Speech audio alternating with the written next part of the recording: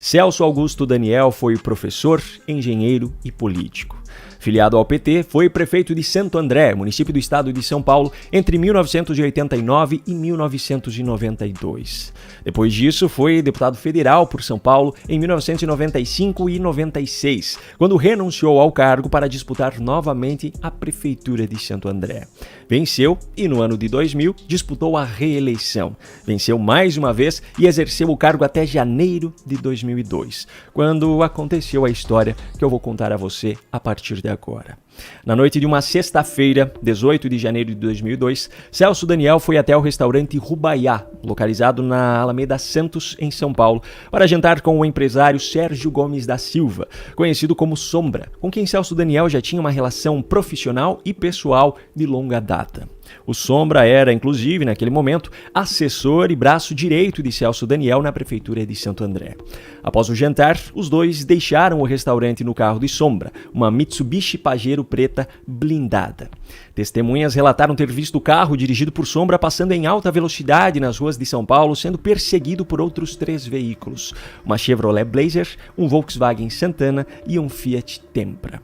Na rua Antônio Bezerra, na zona sul de São Paulo, os perseguidores teriam conseguido fechar a Pajero preta, obrigando-a a parar na pista. Os criminosos desceram então dos seus carros e começaram a atirar na direção dos 2 ocupantes da caminhonete, que era blindada, e os disparos não atravessaram a proteção da blindagem.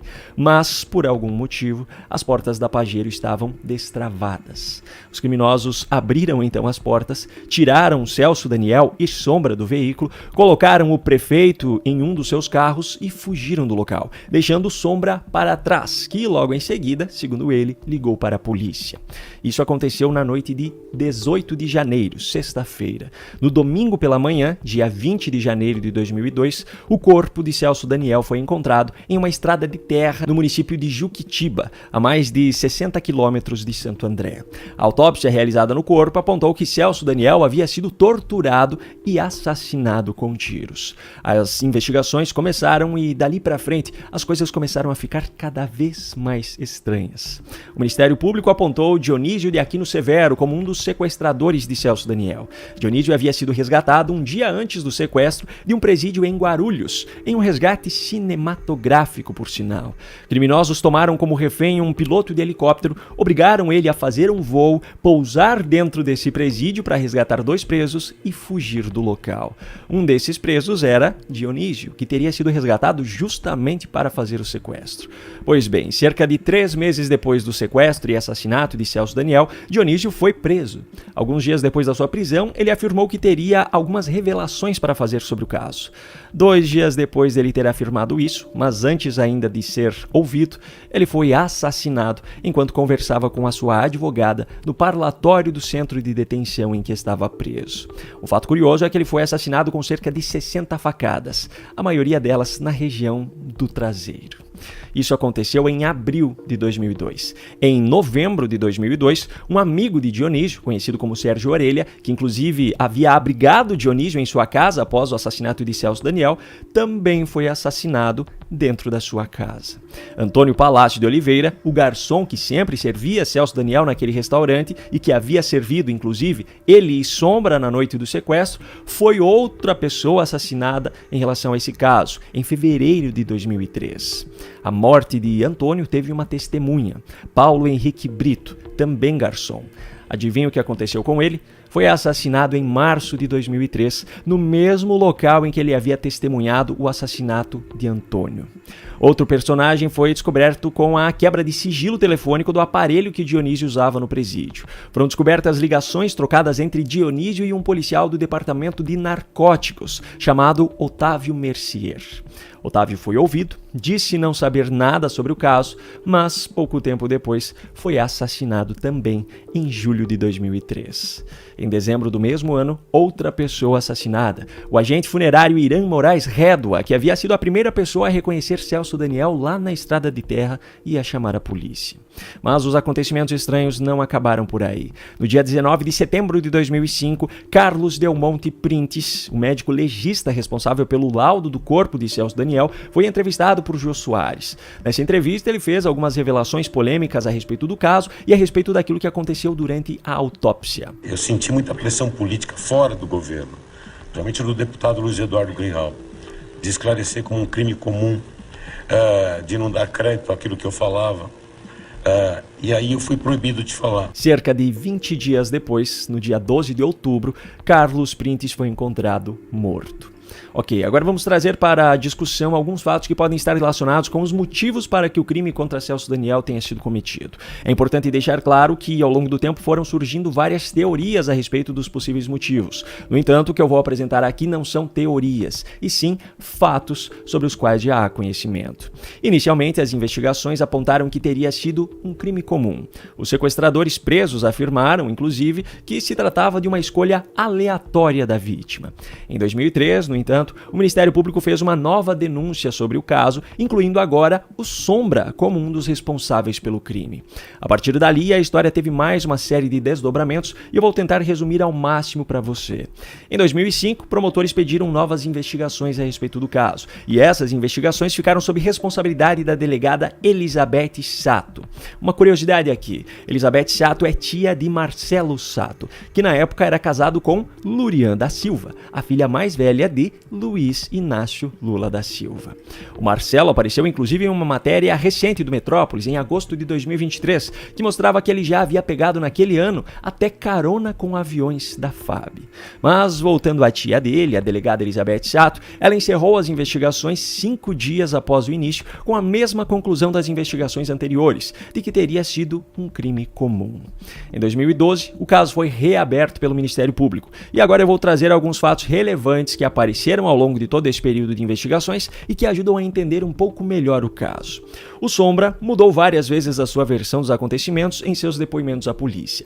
Além da denúncia de envolvimento no sequestro e assassinato de Celso Daniel, Sombra também foi denunciado pela promotoria por corrupção e por fraudes em licitações. E qual era o esquema do qual ele fazia parte? Bom, Sérgio Gomes da Silva, o Sombra, junto com Klinger Oliveira, que na época era secretário de Serviços Municipais de Santo André, e o empresário Ronan Maria Pinto, que era dono de empresas de transporte, de coleta de lixo e também do ramo da construção civil, estavam envolvidos, segundo o Ministério Público, em um esquema que fraudava licitações do município e que cobrava propina de empresários. O dinheiro arrecadado nesse esquema inicialmente tinha como objetivo ser destinado a financiamento de campanhas do PT.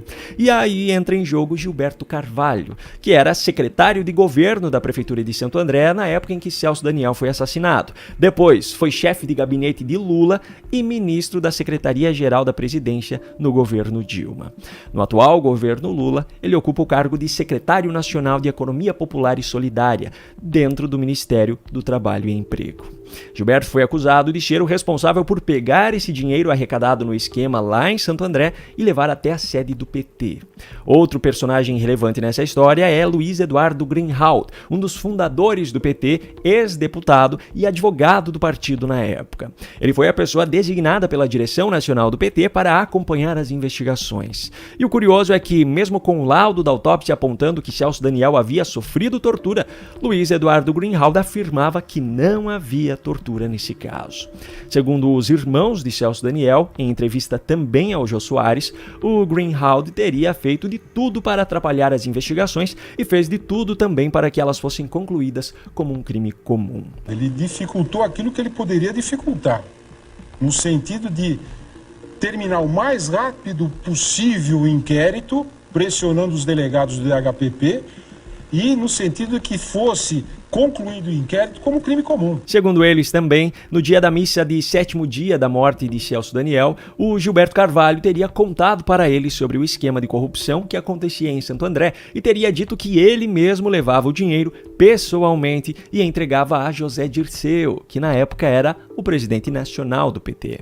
Os irmãos disseram que Celso Daniel sabia do esquema e que concordava com o repasse desse dinheiro para financiamento de campanhas, mas que, quando ele descobriu que parte do dinheiro arrecadado nesse esquema estava ficando com os envolvidos no esquema para enriquecimento próprio, aí então ele se opôs. E algo que já é de conhecimento de todos, mas que não custa lembrar, é que na época em que todos esses fatos aconteceram, a principal campanha eleitoral que o PT faria seria a eleição presidencial, tendo Luiz Inácio Lula da Silva como candidato. Outro fato que movimentou essa história foi o depoimento de Marcos Valério. Marcos Valério é um empresário brasileiro que foi condenado por participar de esquemas de desvio de dinheiro público e pagamento de propinas para o governo do PSDB em Minas Gerais e no caso do mensalão do PT. No dia 1º de julho de 2022, a Veja publicou uma matéria trazendo com exclusividade alguns trechos da delação premiada que Marcos Valério fechou com a Polícia Federal. Dentre as informações apresentadas por ele em seus depoimentos, estava um envolvimento de petistas com o PCC, primeiro comando da capital, que é a maior facção criminosa do país, também a existência de um dossiê que Celso Daniel havia preparado com detalhes sobre o esquema de arrecadação de dinheiro para financiamento de campanha ilegal do PT e também um suposto envolvimento de Lula com o assassinato de Celso Daniel. Esse suposto dossiê que Celso Daniel havia preparado teria sumido da casa dele no período em que ele foi sequestrado e assassinado. Valério afirmou ainda que Ronan Maria Pinto, um dos empresários envolvidos nesse esquema, chantageava Lula, ameaçando revelar os detalhes desse esquema de corrupção. Lembrando que isso são informações de Marcos Valério em seus depoimentos. Eu estou apenas contando a história. Agora, no fim das contas, o que aconteceu com os principais personagens envolvidos nesse caso? Ou, pelo menos, os nomes citados no meio dessa história?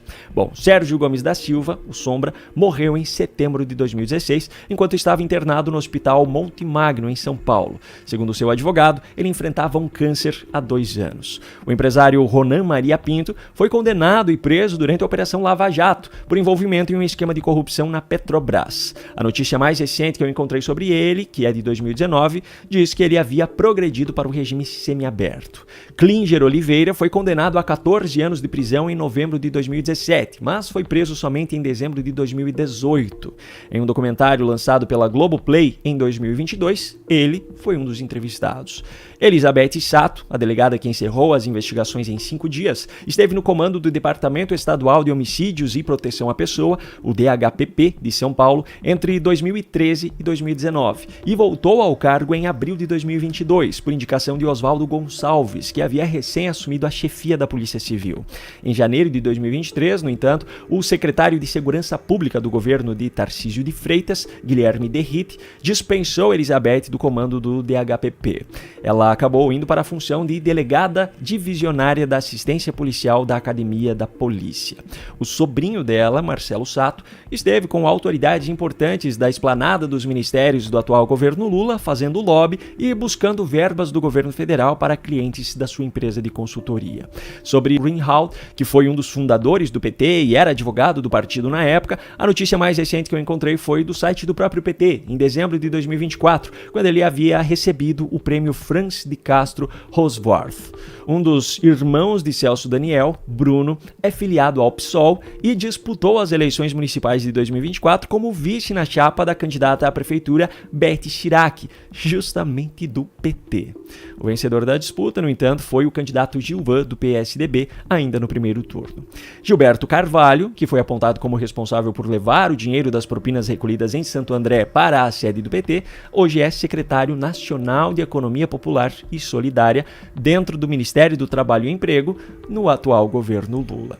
José Dirceu, que era o presidente nacional do partido na época e supostamente recebia esses valores, como todos sabem, recentemente teve todas as suas condenações da Lava Jato anuladas pelo ministro Gilmar Mendes. E Luiz Inácio Lula da Silva, bom, hoje é o presidente da República.